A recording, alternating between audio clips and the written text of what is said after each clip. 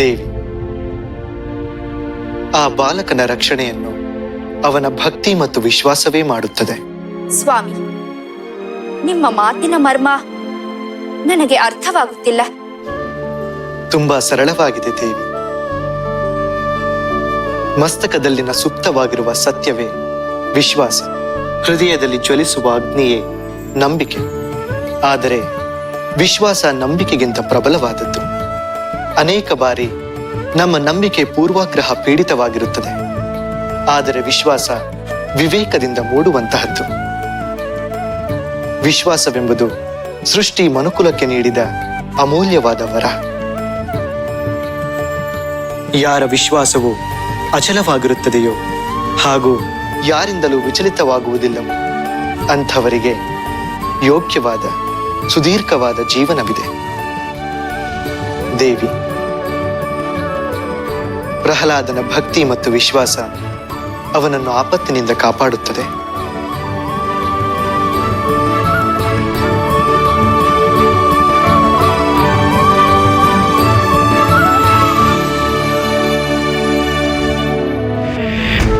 ನನ್ನ ಸ್ವಾಮಿ ಇಂದೇಕೋ ಮಾರ್ಮಿಕವಾಗಿ ಮಾತನಾಡುತ್ತಿದ್ದಾರೆ. ಅವರ ಉದ್ದೇಶ ಏನೆಂಬುದು ತಿಳಿಯುತ್ತಿಲ್ಲ. ಆ ಬಾಲಕ ಪ್ರಹ್ಲಾದನ ರಕ್ಷಣೆಗೆ ಏನಾದರೂ ಮಾಡಲೇಬೇಕು.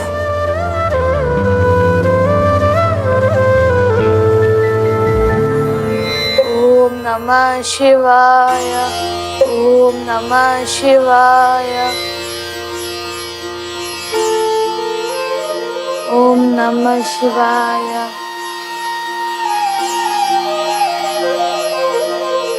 ಮಕ್ಕಳೇ, ಇಂದಿನಿಂದ ನಮ್ಮ ಗುರುಕುಲದಲ್ಲಿ ಛಾತ್ರನಾಗಿ ಈತ ಸೇರಿಕೊಳ್ಳುತ್ತಿದ್ದಾನೆ. ಈತನ ಹೆಸರು ಪ್ರಹ್ಲಾದ. ಈತ ಭಗವಂತ ಹಿರಣ್ಯಕಶಿಪುವಿನ ಪುತ್ರನಾಗಿದ್ದಾನೆ. ಈತನನ್ನು ನೀವು ಸಾಮಾನ್ಯರಂತೆ ಕಾಣುವಂತಿಲ್ಲ. ಏಕೆ ಗುರುವರ್ಯ? ಗುರುಕುಲದಲ್ಲಿ ಎಲ್ಲರೂ ಸಮಾನರಲ್ಲವೇ? ಅಧಿಕ ಪ್ರಸಂಗಿ, ಹೇಳಿದಷ್ಟು ಕೇಳಬೇಕು, ತಿರುಗಿ ಪ್ರಶ್ನಿಸಬಾರದು. ಗುರುಗಳೇ, ಆತನು ಕೇಳಿದ ಪ್ರಶ್ನೆ ಸರಿಯಾಗೇ ಇದೆಯಲ್ಲವೇ? ನೋಡಿ ಮಕ್ಕಳೇ, ಭಗವಂತ ಹಿರಣ್ಯಕಶಿಪುವು ಪ್ರಹ್ಲಾದನನ್ನು ತನ್ನ ಮುಂದಿನ ಉತ್ತರಾಧಿಕಾರಿಯಾಗಿ ಘೋಷಣೆ ಮಾಡಿಯಾಗಿದೆ. ಅಂದ ಮೇಲೆ ಈ ಕುಮಾರ ಈಗ ರಾಜಕುಮಾರ ಮತ್ತು ಭಾವಿ ರಾಜನೂ ಹೌದು. ಆದ ಕಾರಣ ನೀವೆಲ್ಲರೂ ಪ್ರಹ್ಲಾದನನ್ನು ವಿಶೇಷವಾಗಿ ಪರಿಗಣಿಸತಕ್ಕದ್ದು. ಮಗು, ಹೋಗಿ ಆಸನವನ್ನು ತೆಗೆದುಕೊಂಡು ಬಾ.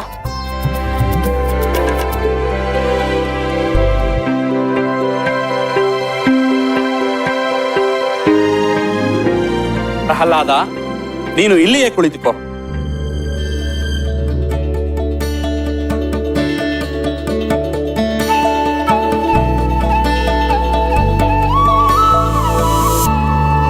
ಇದು ಭಗವಂತ ಹಿರಣ್ಯಕಶಿಪುವನ್ನು ಪ್ರಾರ್ಥಿಸುವ ಸಮಯ.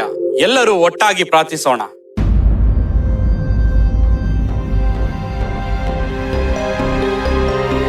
ಸುರವೈರಿ ಸಾಮ್ರಾಟ ಸರ್ವೇಶ್ವರನೇ, ಸುರವೈರಿ ಸಾಮ್ರಾಟ ಸರ್ವೇಶ್ವರನೇ, ಅಸುರ ಕುಲ ತಿಲಕ ಸರ್ವೋತ್ತಮನೇ, ಅಸುರ ಕುಲ ತಿಲಕ ಸರ್ವೋತ್ತಮನೇ, ಜಯತು ಜಯ ಹಿರಣ್ಯ ಲೋಕೇಶ್ವರನೇ, ಜಯತು ಜಯ ಹಿರಣ್ಯ ಲೋಕೇಶ್ವರನೇ.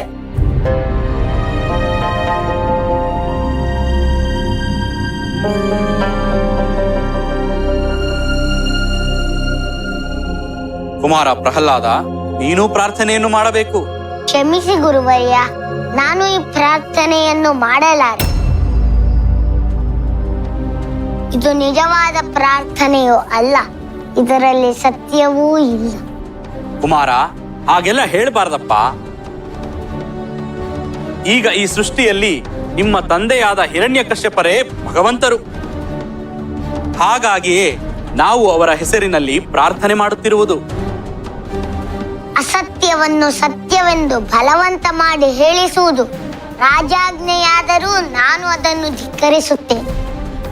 ಸೃಷ್ಟಿಯಲ್ಲಿ ಎಂದಿಗೂ ಶ್ರೀಮನ್ನಾರಾಯಣನೇ ಭಗವಂತನು. ಸರ್ವಶ್ರೇಷ್ಠನು ಅವನೇ, ಸಾರ್ವಭೌಮನೂ ಅವನೇ.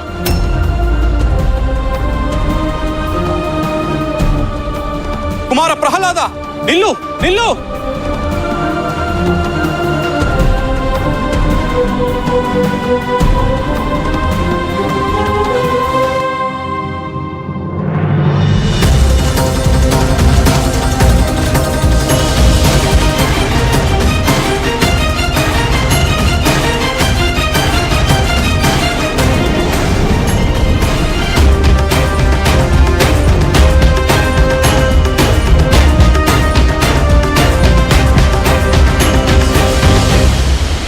ಗುರುಗಳಿಗೆ ವಂದನೆಗಳು. ಯಾರು ನೀನು? ಇಲ್ಲಿಗೇಕೆ ಬಂದಿರುವೆ? ನಾನು ಆಸ್ಥಾನದಲ್ಲಿ ಸೇವಕಿಯಾಗಿದ್ದೇನೆ. ರಾಜಕುಮಾರ ಪ್ರಹ್ಲಾದನ ಯೋಗಕ್ಷೇಮ ವಿಚಾರಿಸಿಕೊಳ್ಳಲು ನಾನಿಲ್ಲಿಗೆ ಬಂದಿದ್ದೇನೆ. ಮಹಾರಾಣಿಯಾದ ಕಯಾದು ಅವರೇ ನನ್ನನ್ನು ಇಲ್ಲಿಗೆ ಕಳುಹಿಸಿದ್ದಾರೆ. ಆಗಲಿ, ಹೋಗಿ ನಿನ್ನ ರಾಜಕುಮಾರನಿಗೆ ಬುದ್ಧಿ ಹೇಳು. ನಾಳೆಯಿಂದ ಪ್ರಾರ್ಥನೆ ಮಾಡುವ ಸಮಯದಲ್ಲಿ ಹೀಗೆ ಮಾಡಬಾರದೆಂದು ತಿಳಿ ಹೇಳು. ಅವನ ಹಠದಿಂದಾಗಿ ನಾವು ಕಷ್ಟ ಅನುಭವಿಸದಂತಾದರೆ ಸಾಕು. ಹೋಗಿ ಹೇಳು ನಿನ್ನ ರಾಜಕುಮಾರನಿಗೆ. ಆಗಲಿ ಗುರುಗಳೇ.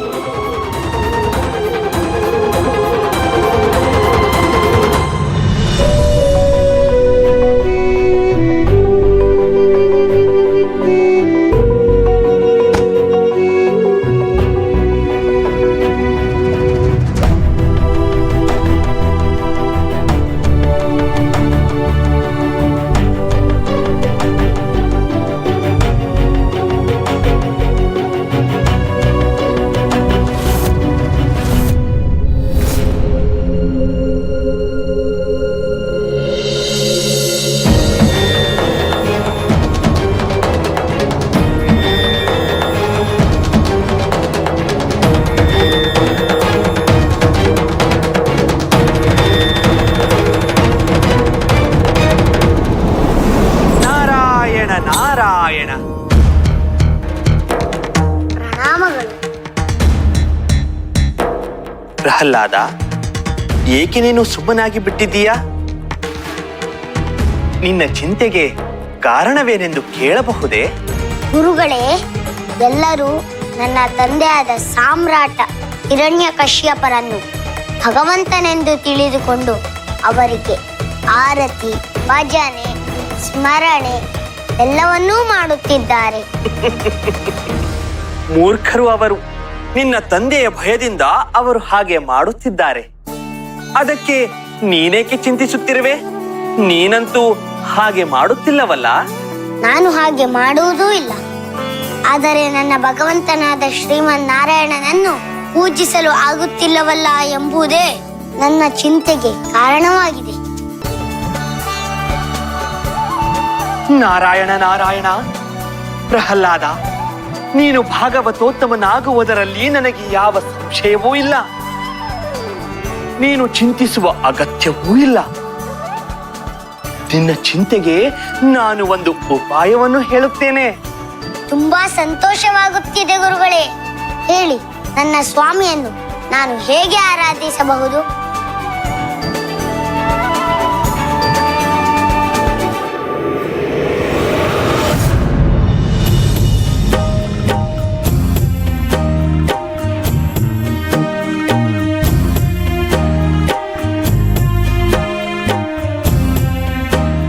ತೆಗೆದುಕೋ ಪ್ರಹ್ಲಾದ.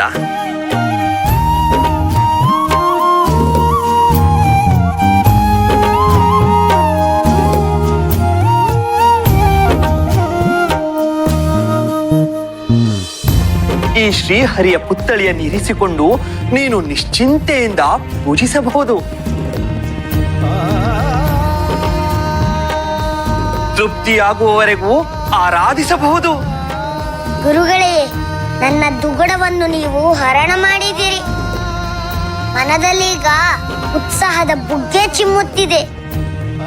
ಈ ಕ್ಷಣವೇ ಹರಿಯ ಪಾದಗಳಿಗೆರಗುವ ಮನಸ್ಸಾಗುತ್ತಿದೆ.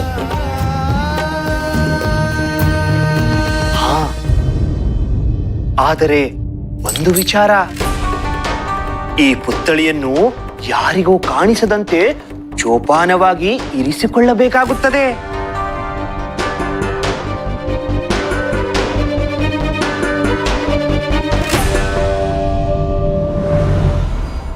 ಪ್ರಹ್ಲಾದ, ನಾನು ನಿನಗೆ ಶ್ರೀಹರಿಯ ಲೀಲೆಯ ಒಂದು ಕಥೆಯನ್ನು ಹೇಳುತ್ತೇನೆ.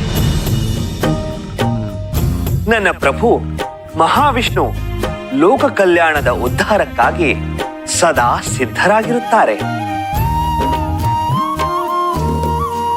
ಪಾತಾಳ ಲೋಕದ ಹೈಗ್ರೀವನೆಂಬ ಅಸುರ ಬ್ರಹ್ಮದೇವರಿಂದ ವರ ಪಡೆದ ನಂತರ ಋಷಿ ಮುನಿಗಳ ಆಶ್ರಮಕ್ಕೆ ಪ್ರವೇಶಿಸಿದ.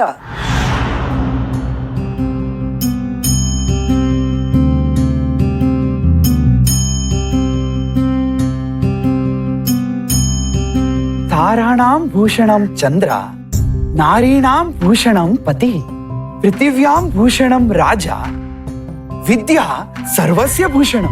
ತಾರೆಗಳಿಗೆ ಚಂದ್ರಭೂಷಣ, ನಾರಿಗೆ ಪತಿಯು ಭೂಷಣ, ಭೂಮಿಗೆ ರಾಜಭೂಷಣ. ಆದರೆ ವಿದ್ಯೆಯು ಸರ್ವರಿಗೂ ಭೂಷಣ. ವಿದ್ಯೆ ಎಂದರೆ ವಿವೇಕ, ವಿವೇಕವೆಂದರೆ ಜ್ಞಾನ. ನಮ್ಮದು ಅನ್ನುವ ಯಾವುದೇ ವಸ್ತುವನ್ನು ಕಳ್ಳರಾಗಲಿ, ಸಂಬಂಧಿಕರಾಗಲಿ, ರಾಜರಾಗಲಿ ಅಪಹರಿಸಬಹುದು. ಆದರೆ ನಮ್ಮಲ್ಲಿರುವ ವಿದ್ಯೆಯನ್ನು, ಜ್ಞಾನವನ್ನು ಮಾತ್ರ ಯಾರಿಂದಲೂ ಕದಿಯಲು ಸಾಧ್ಯವಿಲ್ಲ. ನಿಮ್ಮೆಲ್ಲರ ಗುರಿಯು ಜ್ಞಾನಾರ್ಜನೆಯಾಗಿರಬೇಕು. ಜ್ಞಾನವು ಶಕ್ತಿಯನ್ನು ನೀಡುತ್ತದೆ, ಮುಕ್ತಿಯನ್ನು ನೀಡುತ್ತದೆ. ಗುರುವರ್ಯ, ನಾವು ಜ್ಞಾನಾರ್ಜನೆಗೆ ಪ್ರಯತ್ನ ಪಟ್ಟಾಗಲೆಲ್ಲ ನಮ್ಮ ಮೇಲೆ ಹಲ್ಲೆ ಆಗುತ್ತಿದೆಯಲ್ಲ? ಭಯಪಡಬೇಡಿ. ದಾನವರು ನಮ್ಮನ್ನು ಹೆದರಿಸಿ ಭಯ ಆವರಿಸುವಂತೆ ಮಾಡಿ ನಮ್ಮ ದೇಹಗಳಿಗೆ ಧಕ್ಕೆಯನ್ನುಂಟು ಮಾಡುತ್ತಿದ್ದಾರೆ. ಆದರೆ ನಾವು ಪರಮ ದಯಾಳುವಾದ ಶ್ರೀಹರಿಯ ಭಕ್ತರೆಂಬುದನ್ನು ಮರೆಯಬಾರದು. ಶ್ರೀಹರಿಯು ನಮಗೆ ಅಭಯವನ್ನು ನೀಡುತ್ತಾನೆ.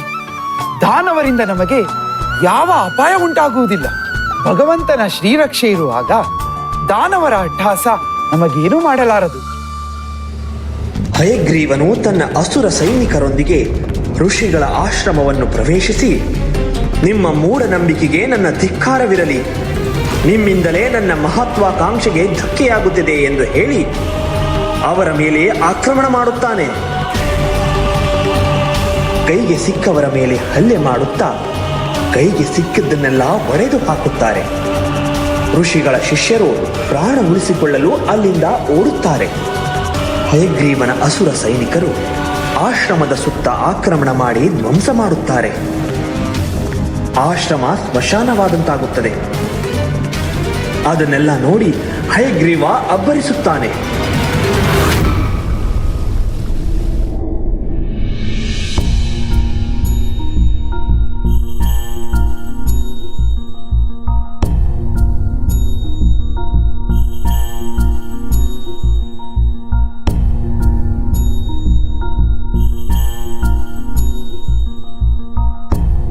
ಇದೇನು ದೇವರ್ಷಿಗಳೇ, ಋಷಿಗಳೊಂದಿಗೆ ಬಂದಿದ್ದೀರಿ? ಭೂಲೋಕದ ಜ್ಞಾನವಾಹಿನಿಗಳಾದ ಋಷಿಶ್ರೇಷ್ಠರ ಮುಖದಲ್ಲಿ ಕಳವಳವು ಎದ್ದು ಕಾಣುತ್ತಿದೆ. ಏನು ಸಮಸ್ಯೆ ದೇವರ್ಷಿಗಳೇ? ಪ್ರಭು, ನಿಮಗೆ ತಿಳಿಯದಿರುವ ವಿಷಯವೇ? ಎಲ್ಲವೂ ಹಯಗ್ರೀವನ ಉಪಟಳದ ಪರಿಣಾಮ ಪ್ರಭು. ಹೇ ಭಗವಂತ, ನಮಗೆ ದಿಕ್ಕೆ ತೋಚದಂತಾಗಿದೆ. ಜ್ಞಾನದ ಮಾತೆತ್ತಿದರೆ ಮರಣದ ಭೀತಿ ಕಾಡುತ್ತಿದೆ. ಶ್ರೀಹರಿ, ಈಗ ನೀವೇ ಏನಾದರೂ ಮಾಡಬೇಕು. ಇಲ್ಲವಾದರೆ ಮುಂದಿನ ಪೀಳಿಗೆಗೆ ಧರಣಿಯಲ್ಲಿ ಜ್ಞಾನವೇ ಇಲ್ಲದಂತಾಗುತ್ತದೆ. ಭಗವಂತನ ಪಾದ ಕಮಲಗಳಲ್ಲಿ ಶರಣಾಗಲು ಸಹಕರಿಸುವ ಜ್ಞಾನವೆಂಬ ರಾಜಮಾರ್ಗಕ್ಕೆ ರಹದಾರಿ ಶಾಶ್ವತವಾಗಿ ಮುಕ್ತಾಯವಾಗಿ ಹೋಗುತ್ತಿದೆ ಪ್ರಭು. ಹೇ ಭಕ್ತವತ್ಸಲ, ಕರುಣೆ ತೋರು, ಕಾಪಾಡು.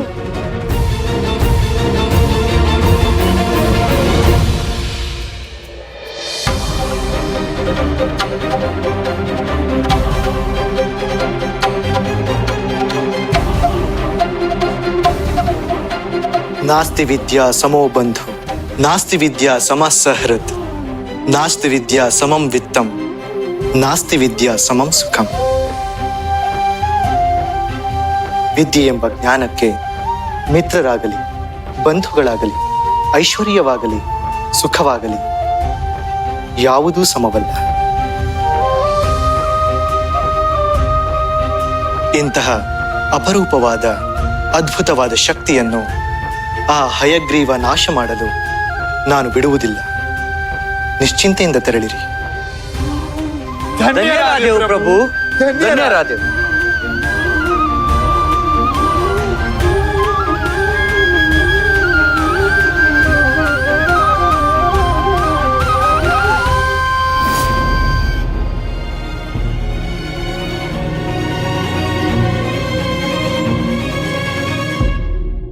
ದೇವಿ, ಬ್ರಹ್ಮದೇವರನ್ನು ಭೇಟಿ ಮಾಡಿ ಬಹಳ ಸಮಯವಾಗಿದೆ. ಬ್ರಹ್ಮಲೋಕಕ್ಕೆ ಹೋಗಿ ಬರೋಣ. ಬರುವಿರಾ? ಸ್ವಾಮಿ, ಪತಿಯು ಇದ್ದಲ್ಲಿ ಮಡತಿ ತಾ ಬರುವುದು ರೂಢಿಗುಚಿತವಲ್ಲವೇ?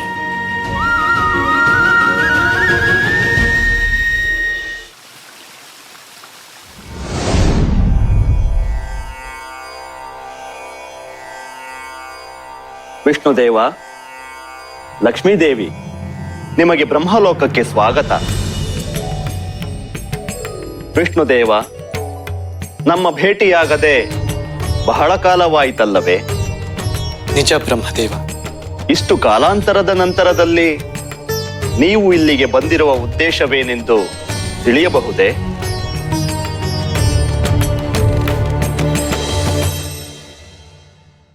ಬ್ರಹ್ಮದೇವ, ಹಯಗ್ರೀವನೆಂಬ ಅಸುರನು ತನ್ನ ಸಾಮರ್ಥ್ಯವನ್ನು ದುರುಪಯೋಗಪಡಿಸಿಕೊಳ್ಳುತ್ತಿದ್ದಾನೆ. ಆತನ ಉಪಟಳ ಮಿತಿಮೀರಿದೆ. ಸೃಷ್ಟಿಯ ರಹಸ್ಯವನ್ನು, ಹುಟ್ಟಿನ ಉದ್ದೇಶವನ್ನು, ಕರ್ಮಕಾಲದ ಪರಿಣಾಮಗಳನ್ನು ತಿಳಿಯಲು ಭೂಮಿಯ ಮೇಲಿನ ಒಂದೇ ಶಕ್ತಿ ಎಂದರೆ ಅದು ಜ್ಞಾನ.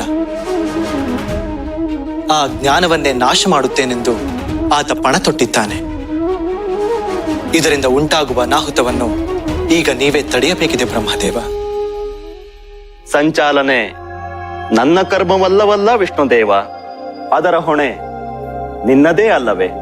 ಅದಕ್ಕೆ ಶಕ್ತನೂ ನೀನೇ ಅಲ್ಲವೇ? ಸೃಷ್ಟಿಯ ಸೂಕ್ಷ್ಮಗಳ ಸಮತೋಲನವನ್ನು ಕಾಪಾಡಲು ಆ ಹಯಗ್ರೀವ ಅಡ್ಡಿಯಾಗಿದ್ದಾನೆ. ಅದೇ ಕಾರಣಕ್ಕೆ ಅವನ ಯೋಜನೆಗಳನ್ನು ವಿಫಲ ಮಾಡಲು, ಅವನನ್ನು ತಡೆಯಲು ಒಂದು ಉಪಾಯವಿದೆ. ಅದರ ನಿಮಿತ್ತವಾಗಿಯೇ ನಾನಿಲ್ಲಿಗೆ ಬಂದಿದ್ದೇನೆ.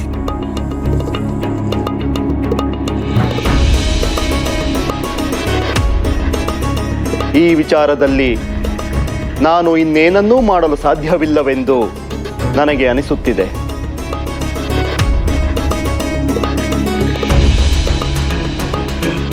ಸೃಷ್ಟಿಯ ಹೊರತಾಗಿ ನಾನು ಇನ್ನೇನನ್ನು ಮಾಡಲು ಸಾಧ್ಯ?